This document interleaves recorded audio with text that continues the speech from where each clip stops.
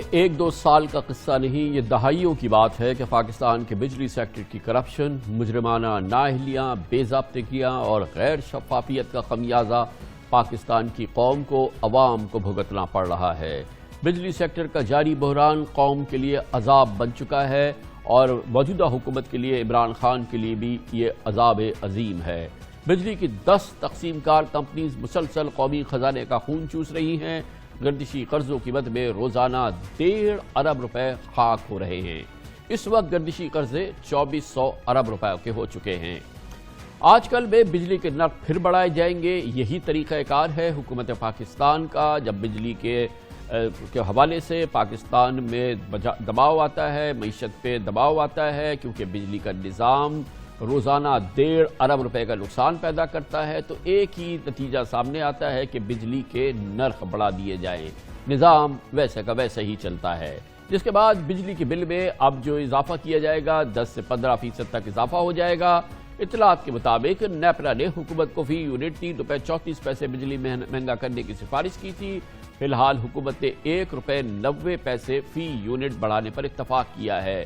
یہ وہ شرط ہے جو آئی ایم ایف کی بھی ہے کہ اگر آئی ایم ایف کا پروگرام دوبارہ چلنا ہے، اس کا اجرا جاری رہنا ہے، اور یہ بہرحال پاکستان کی معیشت کے لیے بھی کلیدی قدم ہے کہ بجلی کی موجودہ قیمتوں میں اضافہ کیا جائے تاکہ بجلی کے سیکٹر سے جڑے ہوئے قرضوں کو اور جو نقصانات ہیں انہیں کسی صورت سے کم کیا جائے، گردشی قرضوں کا بوجھ کسی حد تک کم کیا جائے۔ سہ ماہی ایڈجسٹمنٹ شامل کر کے اس وقت ٹیرف اوسطاً 14 روپے 97 پیسے فی یونٹ ہے، جبکہ مجوزہ اوسط ٹیرف 16 روپے 84 پیسے ہوگا۔ ایک اندازے کے مطابق 300 یونٹ استعمال کرنے والے گھروں کا بجلی کا بل تقریباً 4500 روپے آتا تھا، اب اس میں تقریباً 700 روپے اضافہ ہو جائے گا۔ یہ ایک نچلی ترین سطح پر جو لوگ ہیں، یہ ان کے لیے ہے۔ ایک عام متوسط پاکستانی کے بلوں میں، بجلی کے بلوں میں کئی ہزار تک کا اضافہ ہو جائے گا۔ یقیناً یہ ناقابل برداشت بوجھ ہے اور یہ وہ قیمت ہے جو پاکستان کی قوم حکومتی نااہلی، حکومتی غیر شفافیت اور حکومتی کرپشن کی وجہ سے اس سیکٹر میں جو موجود ہے اس کا خمیازہ بھگت رہے۔ ہم نے آپ کو پہلے بتایا ہے کہ 1-2 سال کی بات نہیں ہے، یہ پچھلے 30 سال کا قصہ ہے۔ سرکاری اندازوں کے مطابق اگر بجلی کے نرخ میں اضافہ نہیں ہوتا تو جون 2021 تک گردشی قرضے 2800 ارب تک کے بڑھ سکتے ہیں۔ پاکستان دیوالیہ ہونے کے قریب ہوگا، خدا نخواستہ۔ اہم بات یہ بھی ہے کہ گردشی قرضوں کا یہ بوجھ آئی پی پیز کو 450 ارب روپے کی ادائیگی کے علاوہ ہوگا۔ حکومت اس سلسلے میں ابتدا کر رہی ہے۔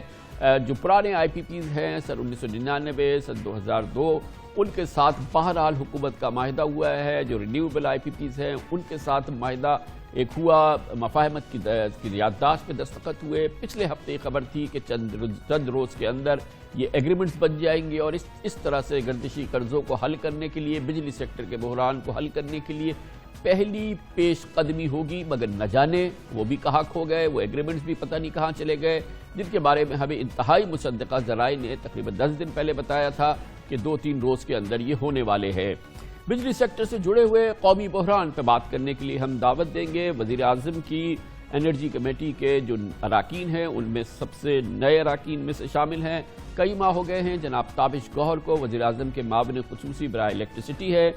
15 دن وہ پھر اس عہدے سے انہوں نے لاتعلقی اختیار کی تھی، وزیر اعظم کے اصرار پہ واپس انہوں نے جوائن کیا ہے۔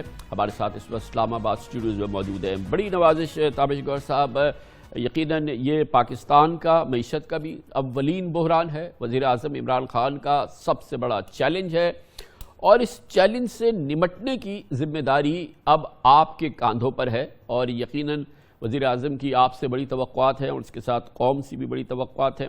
جتنا بھی وقت آپ نے گزارا اس سیکٹر کو جانچنے کے لیے، مجھے معلوم ہے آپ نے کئی دہائی آپ اس کے ماہر ہیں، لیکن اس حکومت کی اس پوزیشن پہ کیا آپ کو اس اندھی سرنگ کے آخر میں روشنی کی کرنیں پھوٹتی نظر آ رہی ہیں؟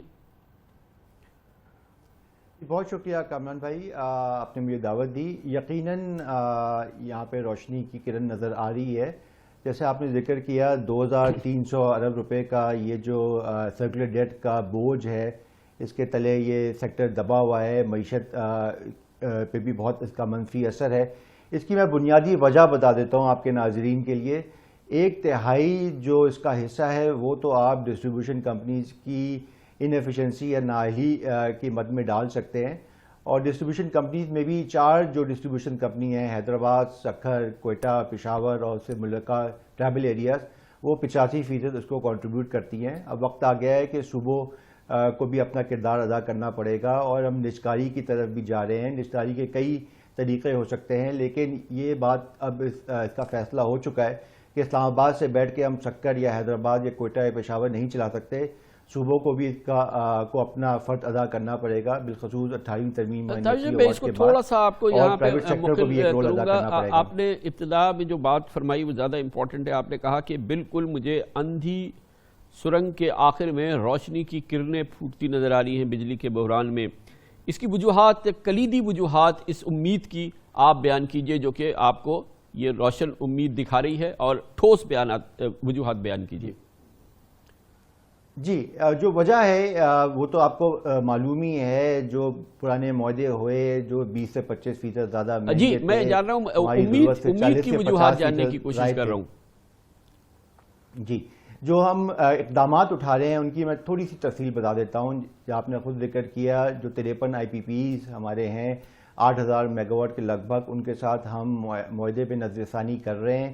ان پہ انیشلنگ آج سے شروع ہو گئی ہے. انشاءاللہ اگلے چند ایک روزوں میں یہ حتمی مراحل سے گزر جائیں گے، جس کے تحت 836 ارب روپے کا فائدہ ہوگا سیکٹر کو اگلے 20 سال میں. اچھا، اب معاف کیجیے گا، اچھا اب آپ یہ کہہ رہے ہیں کہ یہ جو IPPs کے ساتھ MOUs ہوئے تھے، یہ ایگریمنٹس اب اس میں کوئی مسئلہ نہیں ہے، آئندہ چند روز میں یہ اپنی ان کے ماسٹر ایگریمنٹس جو ہیں ان پہ دستخط ہو جائیں گے اور یہ ایک ڈن ڈیل ہے. ایک تو سب سے ٹھوس قدم یہ، اس میں اب کوئی قباحت تو نہیں ہے؟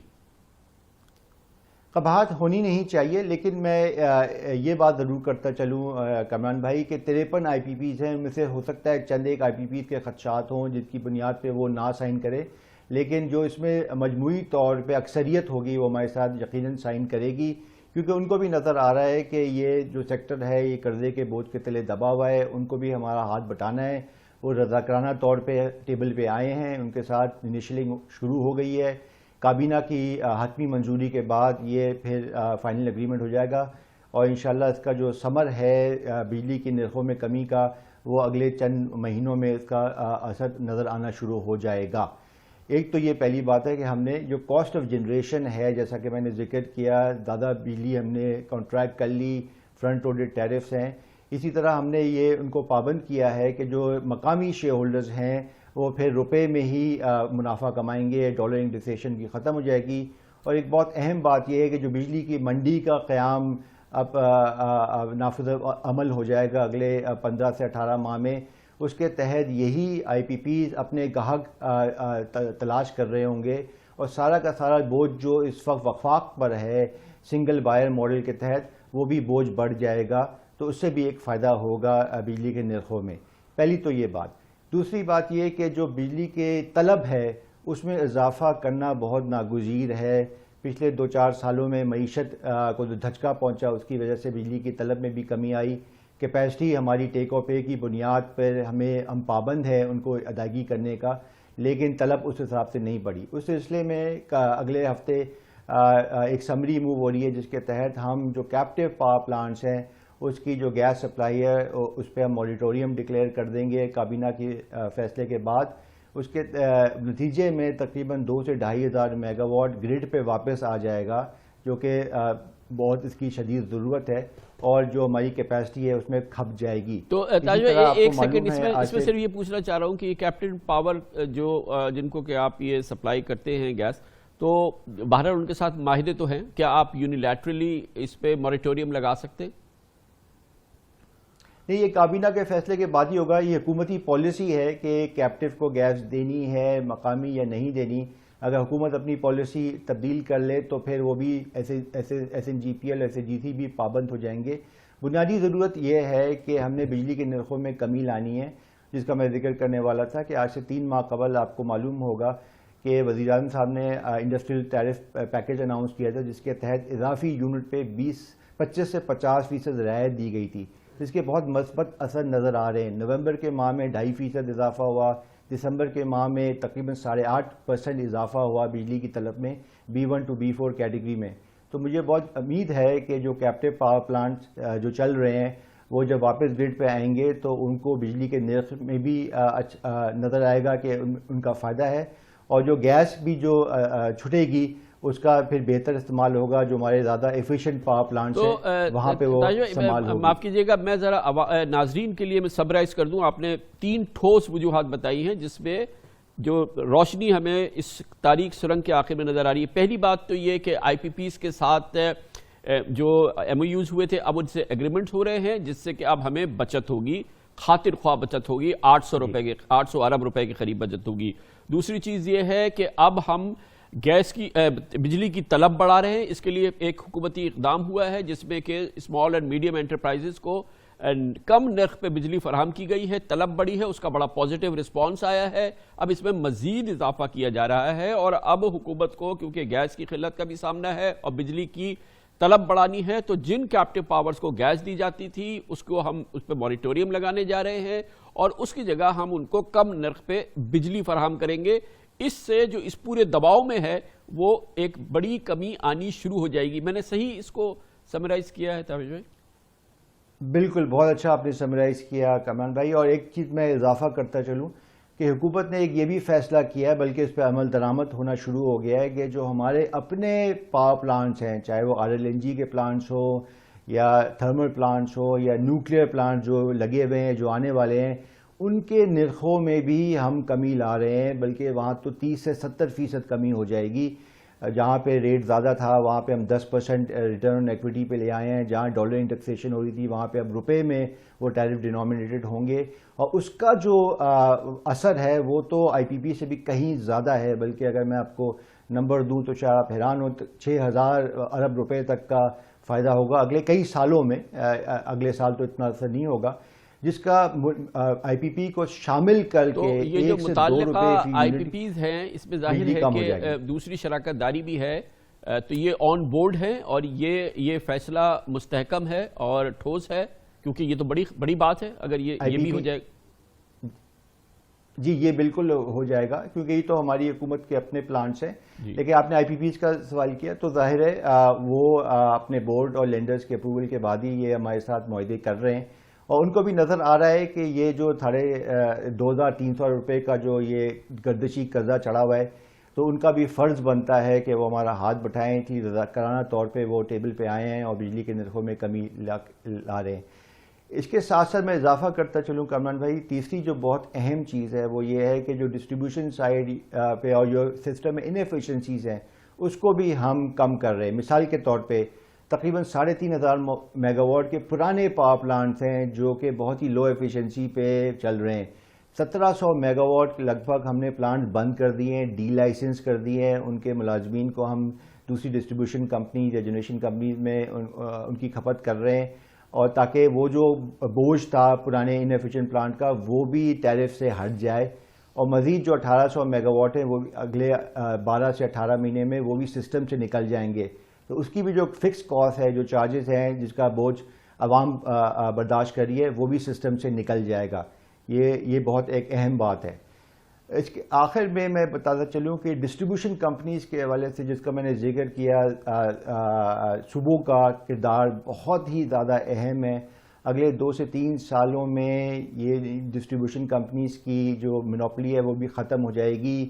ہم نے 6 ڈسٹریبیوشن کمپنیز کے نئے بورڈز تشکیل دیے ہیں، یہی بورڈز پھر نئے مینجمنٹ ٹیم کو لے کے آ رہے ہیں۔ وہاں پہ جو بجلی کی چوری کا مسئلہ ہے، بلوں کی عدم ادائیگی کا مسئلہ ہے، ہم امید رکھتے ہیں اور ایکسپیکٹ بھی کرتے ہیں کہ نئی بورڈ، نئی انتظامیہ وہاں پہ کمی لائے گی، اور صوبوں کے ساتھ مل کر ہم نے ارادہ یہ کیا ہے کہ KPK اور پنجاب سے شروع کریں گے، اور مجھے امید ہے کہ سندھ اور بلوچستان بھی اس کے بعد آئے گا اور کہے گا کہ ہاں یہ ہماری ڈسٹریبیوشن کمپنیز ہیں، لاسٹ مائل بزنس ایک مقامی بزنس ہوتا ہے، وہ ہمارا ہاتھ بٹائیں گی تاکہ یہ وفاق پہ جو سارا کا سارا بوجھ ہے یہ بڑھ جائے۔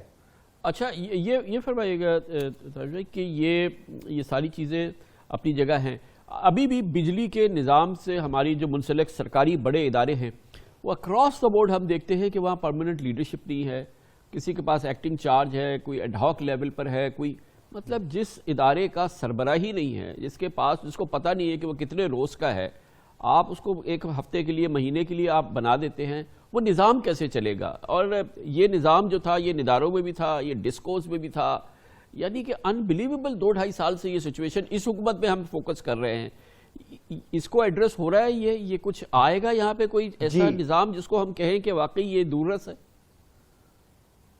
جی بالکل, ایک بہت واضح پیراڈائم شفٹ مجھے نظر آ رہی ہے کامران بھائی پاور ڈویژن میں, جو کہ بڑی خوشائند بات ہے کہ اب یہ ہماری بیوروکریسی کو بھی سمجھ آ گیا ہے اور یہاں سیاستدانوں کو بھی سمجھ آ گیا ہے کہ ہم اسلام آباد سے بیٹھ کے ان کمپنیز کو نہیں چلا سکتے اور نہ چلانا چاہیے. ہمیں ایک امپاورڈ بورڈ لانا ہے جو کہ لا رہے ہیں. این ٹی ڈی سی کا بورڈ بھی کی منظوری کل کابینہ نے دے دی ہے. این ڈی ڈی سی اس لیے اہم ہے جو حالیہ بریک ڈاؤن ہوا پورے ملک میں, اس کی بنیادی ذمہ داری این ڈی ڈی سی پہ جاتی ہے. وہاں گورننس کے جو ایشوز ہیں, بورڈ آئے گا, نئی مینجمنٹ ٹیم لے کے آئے گا. اسی طرح جو سارے گورننس کے ایشوز ہیں, اچھے لوگ جب آئیں گے ان کو اختیارات دیے جائیں گے, ان کو ذمہ داریاں دی جائیں گی, تو اس میں کوئی دو رائے نہیں ہو سکتی کہ وہاں پہ بہتری آنی چاہیے. اور جو اصل چیز ہے, جو سب کی جڑ ہے, ایک تو کلیدی جو قوم کو, ملک کو, معیشت کو فائدہ ہوگا کہ گردشی قرضوں کا جو بوجھ ہے وہ کم ہوتا شروع ہے, وہ سبسٹینشل ہم محسوس کریں گے کب. اور پھر سب سے کریٹیکل بات یہ کہ اس قوم پہ جو دنیا کی مہنگی ترین بجلی خرید رہی ہے, یہ کب اس میں خاطر خواہ اس کو کمی نظر آئے گی اور کوئی بیئربل لیولز پر یہ آنا شروع ہوگی؟ جی کامران بھائی, یہ سوال مناسب ہے, اس کا جواب تھوڑا سا مشکل ہے کہ جہاں تک ہماری کوشش ہے بجلی کے نرخوں میں کمی لانے کی وہ تو ہم کر رہے ہیں, لیکن اس کے ساتھ جو ایک سونامی آئی ہے نئی کیپیسٹی کی, جیسے میں نے پہلے ذکر کیا, مہنگی بجلی, ہماری ضرورت سے کہیں زیادہ بجلی کے معاہدے اور فرنٹ لوڈڈ, یعنی کہ پہلے 10 سال کے جو بجلی کے نرخ ہیں وہ اگلے 15 سال کی نرخ کے بنسبت دگنے ہیں. اس کا خمیازہ تو ہمیں بھگتنا پڑے گا. ظاہر ہے ہم ڈیفالٹ تو نہیں کر سکتے. میں آپ کو تھوڑے سے نمبر بتا دوں, 2018 میں 450 ارب روپے کا کیپیسٹی چارج کا بوجھ تھا ٹیک آف کی مد میں, وہ 2020 میں بڑھ کے 850 ارب روپے ہو گیا ہے, اور 2023 میں اگر کچھ نہ کیا تو 1500 ارب روپے سالانہ سے تجاوز کر جائے گا.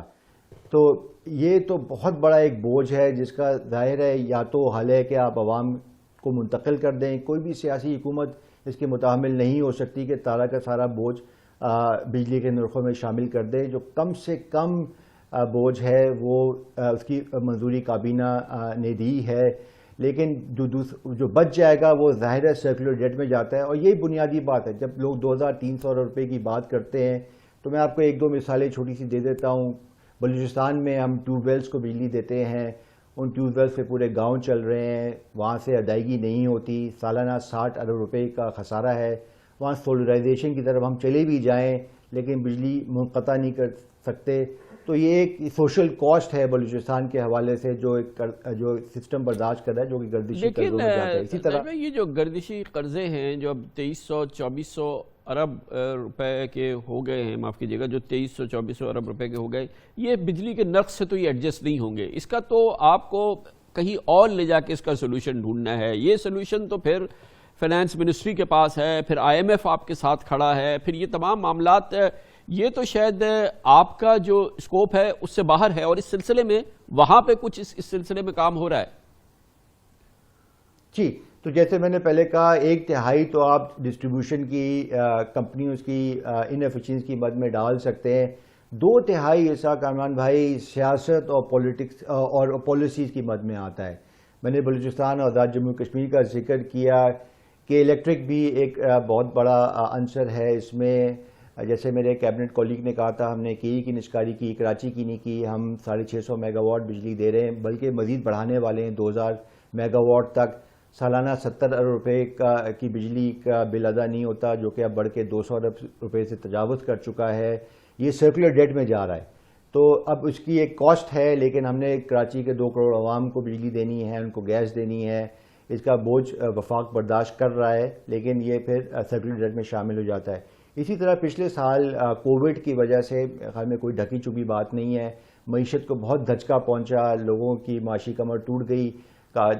پاکستان نے دوسرے ممالک کے بنسبت الحمدللہ بہت اچھا परफॉर्मेंस थी हमारी कोविड के हवाले से, लेकिन 250 रुपये का जो टैरिफ इंक्रीज़ होना था उसका फैसला नहीं हुआ। वज़ीर-ए-आज़म साहब ने दानिस्ता तौर पे उसको रोका as a matter of policy, जो कि अगेन सर्कुलर डेट का हिस्सा बन गया। इसलिए जब लोग कहते हैं कि सर्कुलर डेट दुगना कैसे हो गया पिछले 2 सालों में, इसकी कई वजूहात हैं। क्योंकि पहले इलेक्शन से पहले 1 साल तक बिजली के नर्ख नहीं बढ़ाए गए थे।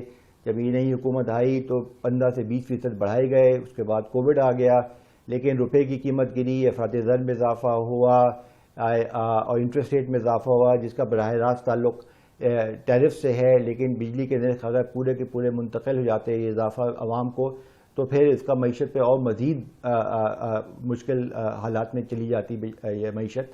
तो इसलिए ये फैसले मुश्किल करने पड़ जाते हैं कि ये या तो अवाम तक मुंतकिल किया जाए या सर्कुलेट में। मगर कोई अच्छी खबर के साथ ये दे, खाली इतनी जहरीली कड़वी गोली, ये जो हम बिजली का नर्ख 10 से 15% बढ़ाने जा रहे हैं, इसके साथ कोई ठोस अच्छी खबर भी तो देना, ताकि फिर अवाम को कुछ तो सहारा मिले।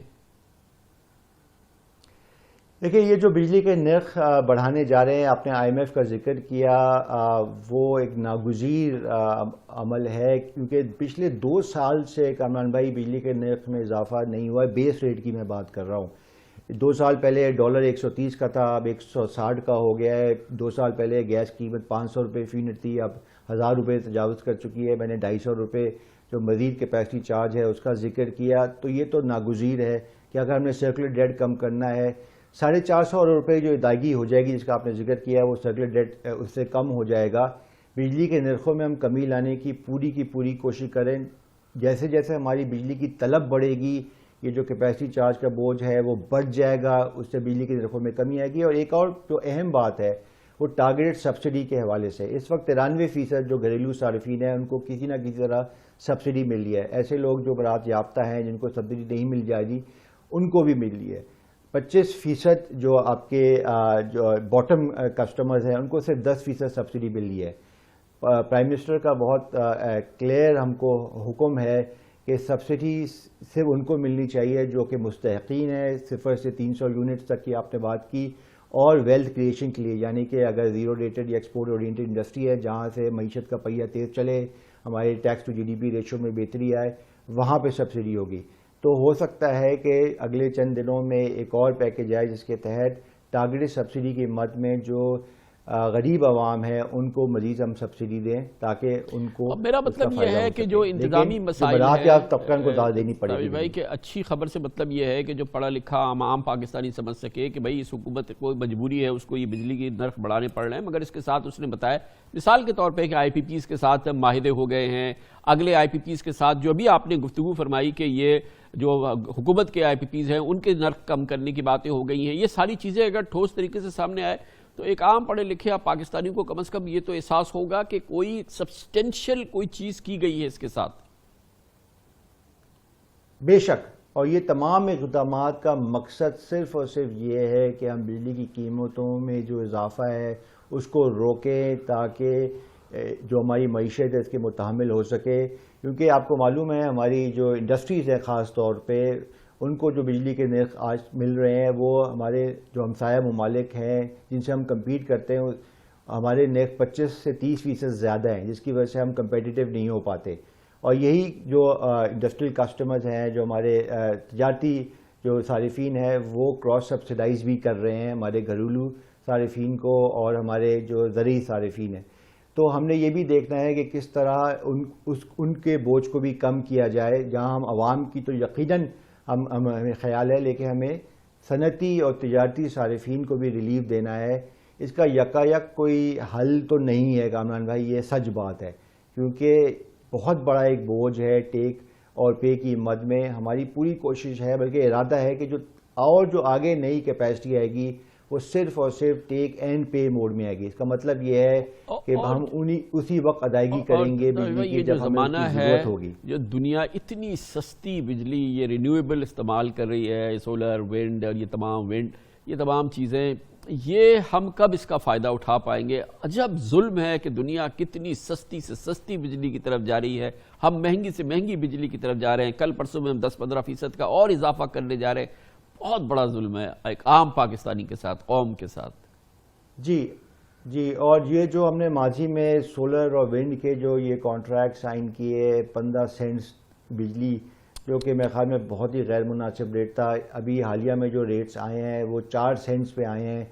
وزیر اعظم صاحب نے اعلان بھی کیا ہے کہ 2030 تک 60% بجلی جو ہے وہ رینیوبل انرجی ہوگی، یعنی کہ سولر یا ونڈ یا ہائیڈرو، اس کے ریٹ یقیناً کم ہو گئے ہیں۔ اس کا فائدہ اگلے چند سالوں میں آنا شروع ہو جائے گا، لیکن جو ماضی کا بوجھ ہے اس کو ہم جھٹلا نہیں سکتے۔